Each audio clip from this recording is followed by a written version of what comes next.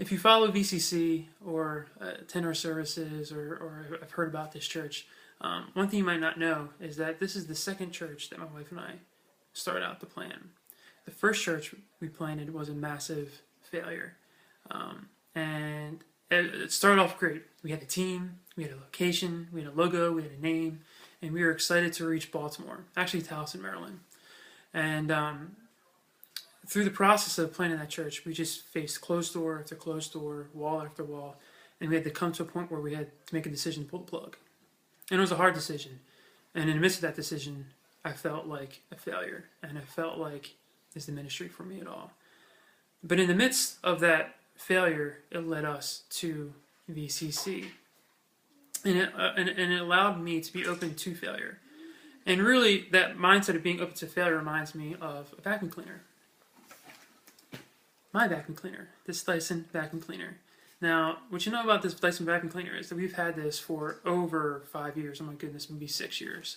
And before we got this vacuum cleaner, we would go through one vacuum cleaner after another, sometimes 2 in 1 year. I mean, I don't know if it was me or just, I don't know. We just went through vacuum cleaners like they're going out of style. But the interesting thing about this Dyson vacuum cleaner is that in its process of becoming a new and brilliant vacuum machine, the inventor, James Dyson, said that it took 5,000 prototypes. He actually says 5,000 failures to make one. And he said that every time they faced a failure, every time they had a new prototype, they would get excited because they were one step closer to reaching their goal of having something that works. And I just want to encourage you that wherever you are in your journey, whether you're facing problems or potholes or a brick wall, don't give up. Don't stop.